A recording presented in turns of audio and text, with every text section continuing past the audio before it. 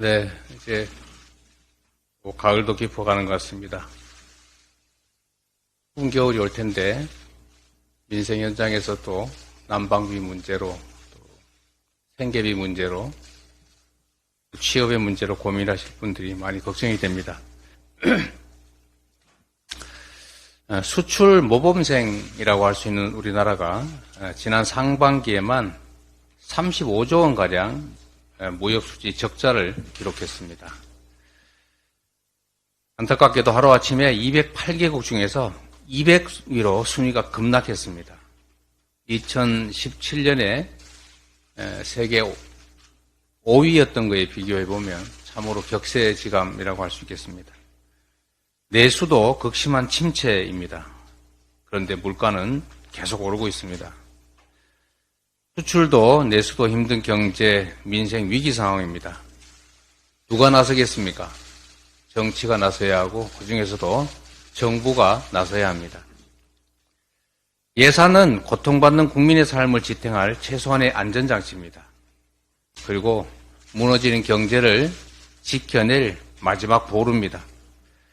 윤석열 정부는 1년 반 동안 정말 아무 대책 없이 경제와 민생을 방치했습니다.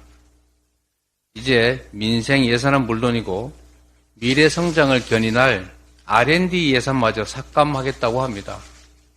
참으로 어처구니가 없습니다. 예를 든다면 이런 겁니다. 가족들이 배가 고파서 영양실조에 걸렸는데 형편이 어렵다고 밥을 굶기는 것 같습니다.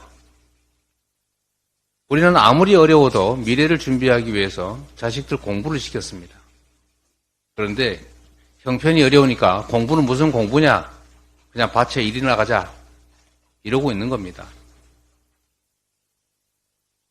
반성한다면서 말 따로 행동 따로 이런 모습 반드시 고쳐져야 합니다.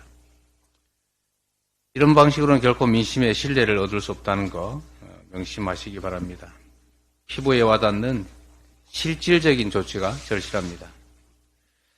어제 당정에서 코로나 이후에 고통받고 있는 자영업자 대책을 발표했습니다. 만족스럽지는 않지만 그래도 오랜만에 보는 잘한 결정으로 생각이 됩니다. 그러나 여전히 턱없이 부족하다는 점도 상기하시기 바랍니다. 윤석열 대통령께서 내일 국회에 오십니다. 이번 시정연설에서는 이런 국민의 고통에 제대로 응답하기를 바라고 민생과 경제를 살리기 위한 실질적 대책이 마련되기를 기대합니다. 국정기조에 전면적 전환이 있다, 생각이 바뀐 것 같다라는 평가를 할 수 있게 되기를 바랍니다. 9.19 남북 군사 합의를 이 정부가 자꾸 파기하려고 합니다. 우리의 경험으로는 9.19 군사 합의 이후에 명백하게 북한의 군사 도발이 줄어들었습니다.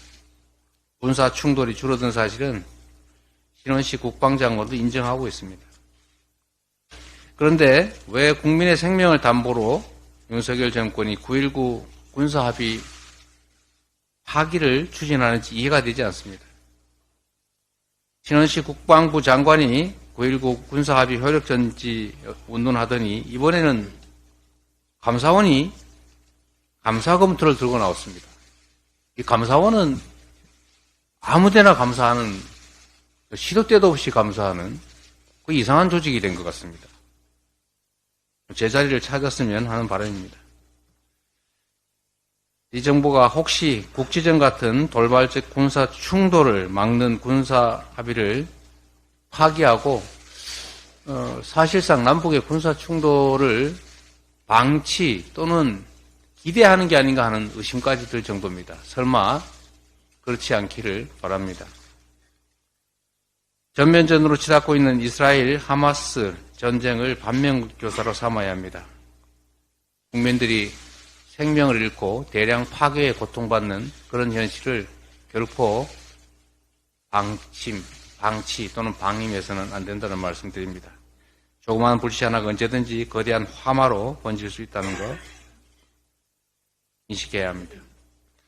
국가의 제1 의무가 국민의 생명과 안전을 지키는 것이라는 점 명심하고 싸워서 이기는 것보다 싸우지 않고 이기는 것이 더 낫고 그것보다 더 상책은 싸울 필요가 없는 평화를 만드는 것이다 라는 점 명심하시기 바랍니다. 그동안의 강력한 국방력 그리고 든든한 한미동맹으로 전쟁을 억제해온 우리가 군사합의를 파기한다면 남북 간의 무력 충돌의 불씨가 되살아날 수 있습니다.